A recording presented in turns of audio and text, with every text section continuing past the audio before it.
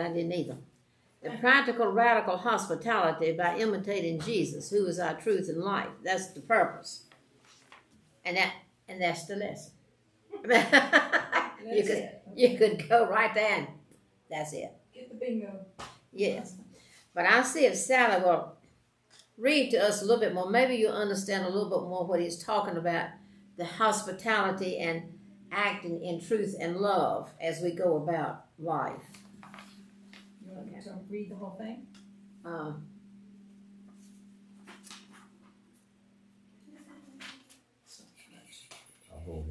You might as well. Yeah. Because it's picky in there. Okay. To my dear friend Gaius, whom I truly love. Dear friend, I'm praying that all is well with you and that you enjoy good health in the same way that you prosper spiritually. I was overjoyed when the brothers and sisters arrived and spoke highly of your faithfulness to the truth, shown by how you live according to the truth.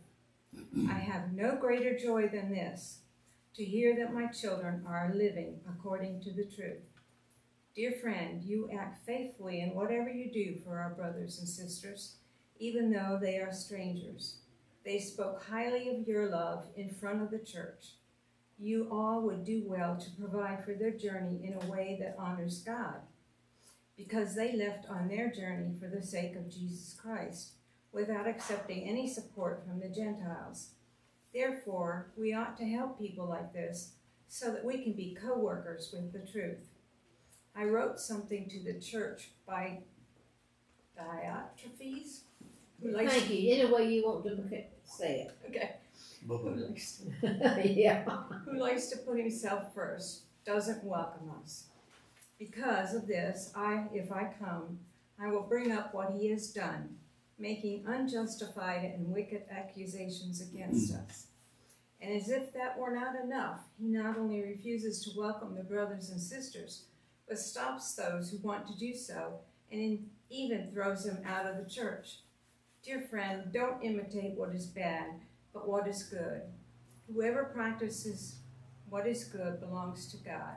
Whoever practices what is bad has not seen God. Everyone speaks highly of Demetrius, even the truth itself. We also speak highly of him, and you know that what we say is true.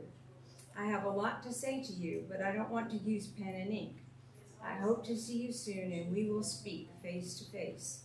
Peace be with you. Your friends here greet you. Greet our friends there by name. Okay.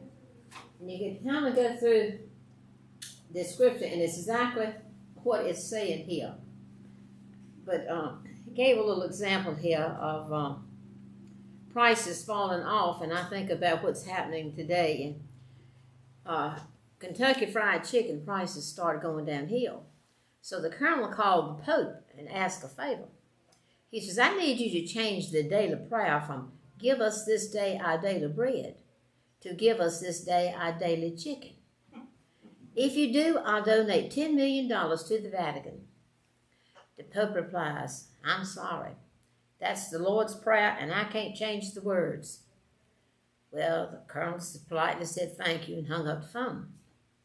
A couple more months went by and sales were still dropping. So he panicked. The colonel panics, and so he calls again. He says, Your Excellency, I really need your help. I'll give you $50 million if you change the words in the Lord's Prayer from give us this day our daily bread to give us this day our daily chicken. The Pope responds, well, that's very tempting, Colonel Sanders. The church could do a lot of good with that much money. It would help us to support many charities. But again, I must decline. It is the Lord's Prayer, and I can't change the words. So with this, the colonel hangs up. After 2 more months of terrible sales, the colonel gets desperate. Your Excellency, if you change the words of the daily prayer from give us this day to our daily bread to give us this day our daily chicken, I'll donate $100 million to the Vatican. The Pope replies, well, let me get back to you. So the next day, the Pope calls together all the bishops and says, I have some good news and I have some bad news. The good news is that KFC is going to donate $100 million to the Vatican. Well, the bishops all rejoice and so happy.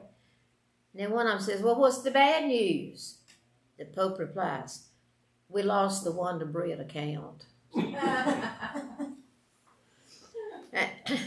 And you know, that is so much, I think, like us, in businesses, especially now, want to change this and change that and go up on this and go up on that.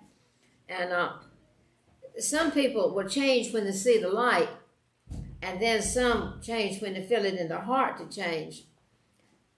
But we all have changes, whether we want to or not. And I think about on my road right now, on Rocky Ford Road, there are 4 houses for sale. And Grace Ellen was saying, said, you know, you remember Grandpa saying, you know it's changing around here now. She said, think about the change he saw in his lifetime and think about the changes you've seen right there where you are right there in your lifetime. And things change. I ain't going to say always for the best, but they change whether we want them to or not. And I always say, you know, I don't know who my neighbors are anymore. I really don't. And I go down y'all's road, and I bet you I ain't 3 houses. Well, it's yours and Net's, and I don't even know one of yours and Susan's. I don't even know where one lady lives at. Across the road from me. From you. And see, I don't know people down that way anymore. Well, it didn't used to be that many houses down there either. Because when Grace Ellen was here, she made me take her down that road because she said, I don't think I've ever been down that road before. So anyway, we went down there. But times change, things change. And this is what John was trying to tell, you know, things change. And we've got to accept this change. Sometimes we need to, I think, put our finger in the pie to make sure it don't change but so way. We need to be involved. And I'm not one of these, if somebody told me I had to get out and protest and tote a sign, I would go hide under my bed, and then I couldn't get under there, but I would do something. I just am not going to go tote no sign nowhere. They were talking about us forming a teachers union. And when I was teaching, and I said, well, I'll just take whatever salary I got. I'm not getting up there and protesting. I just can't do that. But anyway, well, Jesus was on his way to Jerusalem. And John was not always, what we read about him now was not always how he was. He had made a change. And he and James saw what was happening, how the people were not doing what the Lord was asking to do. So he asked the Lord, he said, do you want us to call fire down from heaven to destroy them? Of course, Jesus told him no, you know. And of course, at that time, John was not known as the apostle of love. After his conversion and his changing, he changed his ways.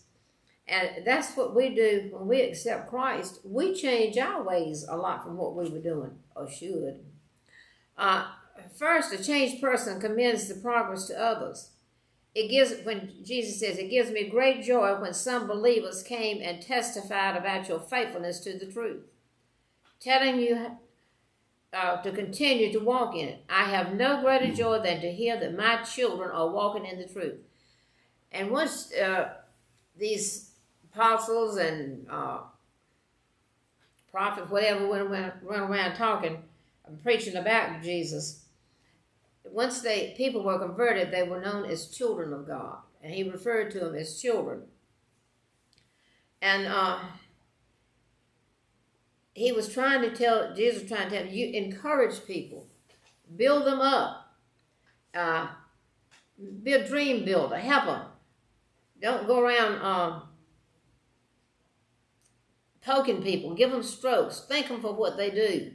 And that can make a big difference in somebody's life.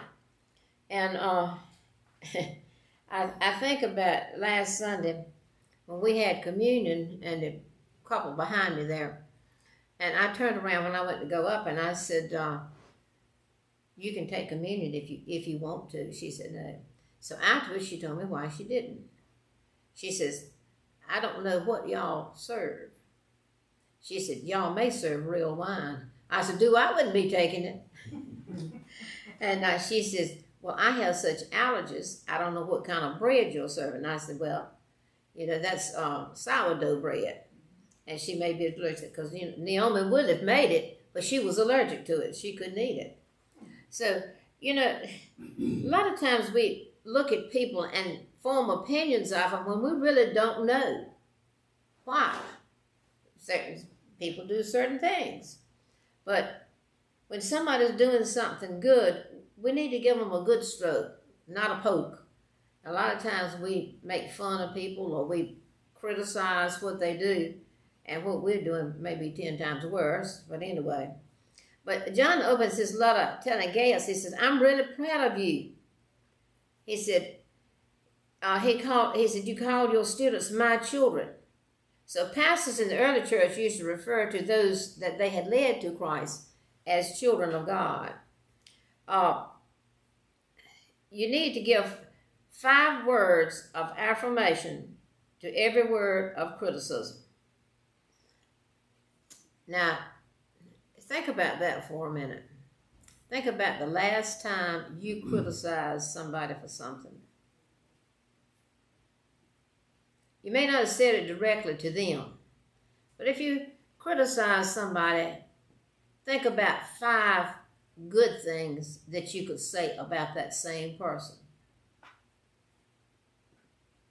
And sometimes it may be hard to get 5 listed, but think about it.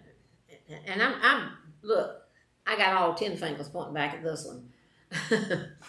Because it's so easy to find fault with people instead of praising them for what they do. And the second thing he says is a changed life extends hospitality to others. And I thought about Roxy. Miss Roxy is full of hospitality. I will never forget at her age, and then when the preacher had somebody to come here and needed somewhere to stay, and he put it off on Miss Roxy. And I thought, well, somebody could have paid a motel bill, let them stay in the motel. Yes. But there are certain people who just welcome people into their home. And I think about through the years, the people that I have had to come and stay in my home. Anybody remember TGY in Lewisburg? We always called it Toys, Game, and Yo-Yos. We named it. Well, Mike Canava was manager down there, and he got transferred to Roanoke Rapids. Well, they were living in a house that they were renting from Aunt Mamie and them, but anyway, they had to move out. And so for a month, I had him, his wife, and a little 2-year-old child in my house. And we made it fine. Got along fine. And then when Aunt Klein died, Sarah came and stayed in my house for 2 weeks. Every day I got home, something in my house had been moved. She rearranged my house to suit her. And then that meant when she left, I had to go back and redo. But anyway, so extending hospitality to people. And I really don't think, back in this day, they didn't have motels and hotels to stay. They stayed with somebody from the little group that was being organized. Most of the time, the churches met in homes, not in a church building like we have, because they didn't have that. But it would be somebody in that group that would have the hospitality to let people stay there. And then he goes on to say, when an alien lives with you in your land, do not mistreat him. The alien living with you must be treated as one of your native born. Love him as yourself, for you were aliens. Okay, so think about what's going on now with I call it the aliens or the foreigners in here. And it really disturbed me this week when it showed ISIS going in a school to a classroom and arresting the teacher. And she's working on her credentials. But going in front of those students, that was traumatizing those students. Now, they could have at least waited till she got home. They could have done something. I do not approve of the way the foreigners are being treated. Because, you know, if you go your background back far enough, you were an alien coming over here. Your ancestors were. We were born in America, but way back yonder, our folks were not. And so They didn't come here for government handouts. No, I know why they're here now, and it's wrong. And I think the drug dealers I'm not saying we need to leave them alone here. No. We need to get them, but we need to treat them with dignity. Even though some of them don't deserve the dignity, they need to go back to where they came from. And then if they want to go through the process of coming and living in America, you need to come legally. I believe in that. But it just hurts me. And I think that teacher thing just really what got me, I think. Because, I mean, I didn't think as much about her as I did about those kids that saw that your teacher is standing in front of you, being arrested and handcuffed right in front of you. That was uncalled for in my book. But anyway, but you think about people that come into your neighborhood that are not really been in your neighborhood, that you don't really know that well. How do you treat them? My little neighbor across the way, he ain't no little neighbor either. But I taught him in school, and I always, when I see him, I pick on him, tell him he was one of the laziest boys I ever had, and all that. So I bought him plates again, and to him. I said, Jay, I says, I got to be good to you. I got to quit teasing you. I said, Larry may not be home and I fall, and I'm going to have to call you. He said, Miss McGee, you know I'll come anytime you need me. I said, well, I got to start being good to you, Jay. It says I'm going to falling all the time. But anyway, we need to extend this hospitality. I can't wait till the folks that I sold some land to, I think they ain't gonna move. They will never move in. I did catch his mother down there one day when Grace Ellen was here, and we stopped and talked with her. But I'm anxious about getting them in the neighborhood. And the house right across from me, that mobile home has 10 acres of land is for sale, and I can't wait to get it sold so I can show hospitality to them. And I will never forget when they sold Grandpa's house down there. I went down there several times and met people and gave them the history of the house and all this kind of stuff. Well, the ones that actually bought it, the realtor told me, he said, don't go see them. So I never saw them. I don't know who they were, what color they were, nothing in the world. But he just told me, he said, don't go see them. So that was one hospitality I didn't do, but I always wanted to. I always wanted to stop and welcome them. But, and we talked about it one time here. Laura and Jan Hicks and I, we talked about welcoming new people that came into the neighborhood. But it kind of stopped right there. But anyway, third, a changed person is a servant to others. And if you remember Jesus washing his disciples' feet, and he says, do as I have done and showed you. Well, you know, it'd be kind of hard for me to wash somebody's feet unless they were sick or something other. And I've seen some feet I wouldn't really want to wash. We had one little white lady that came up to Davis's paying bills, and I don't know why she chose and how she got the money to buy what she bought from Davis's, because we were high. But honest to goodness, you could have raked it on her legs, raked the stuff off on her legs. It was so bad. Mm-hmm. And I had many of one I would say, hope you got enough change to buy some soap before you get home. I laid on this black man in the bank. I actually gagged and couldn't help it. That's how bad he smelled. I had to walk away and let somebody else finish it. It's sad how some people are. Or what does he used to They say? gave a black man a cake of soup and he died. You gave a man a cake of soup and he died. Well, they say when you start smelling yourself, you've been smelling for 7 days. I didn't do it first, so people all put on a bag. Well, I'm just. What he bought, he coming out the wine. And I just got a pack of soap and put it in a bag, and I told him, I said, I put something in there for you, because he didn't take a bath. He wet on himself all the time. Oh. He sat and drank wine, and he smelled like a fool. Well, Yeah. I'm sure he may have been the person that made me gay. Actually, he even couldn't help it. Yeah, Jesus washed their feet, but like you say, instead of washing their feet, I say, here's some soap and a rag, go and wash yourself. I just told him I got a little gift in there for you. That's all. Yeah. But anyway, we need to think about the love and the hospitality that we need to show. But see, here we are being critical of some people for our own sake. And a lot of times if you talk to people, I found that if you talk to people, they really, some people just really appreciate you addressing the issue. Because like you said, some of them ain't been 7 days yet. They ain't smelt themselves yet, how bad they are. But we think about ourselves, how, we could look at ourselves and think, well, we're a little better than that. We take our bath and we dress and all.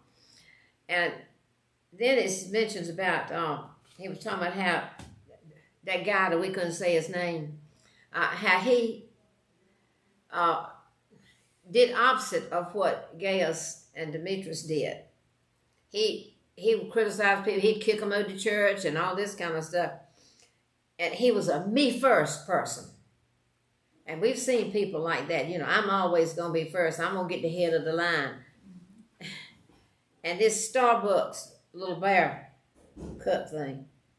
People are fighting, getting in line over a little glass jar that's shaped like a bear.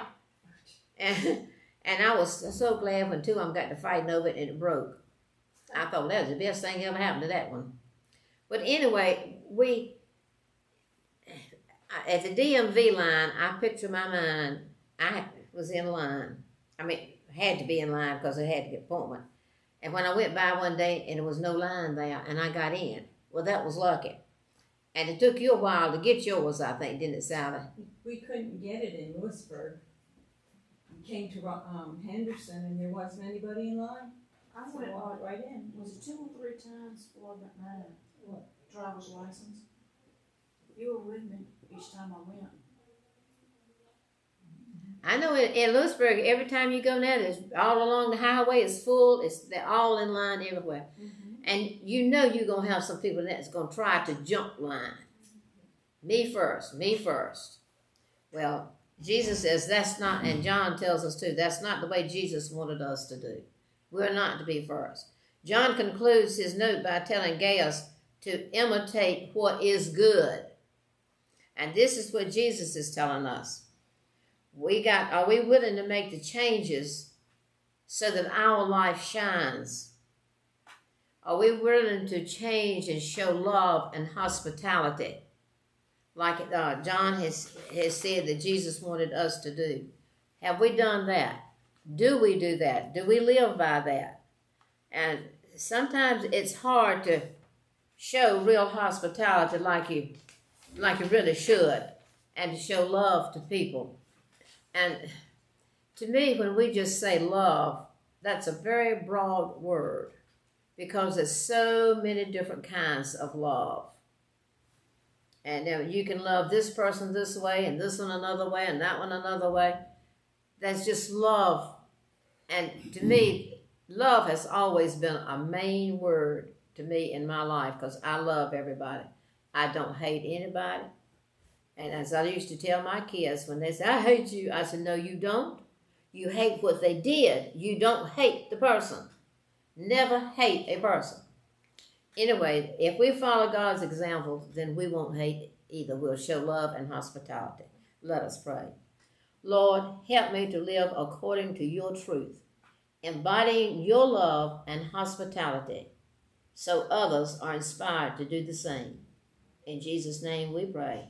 Amen. Okay.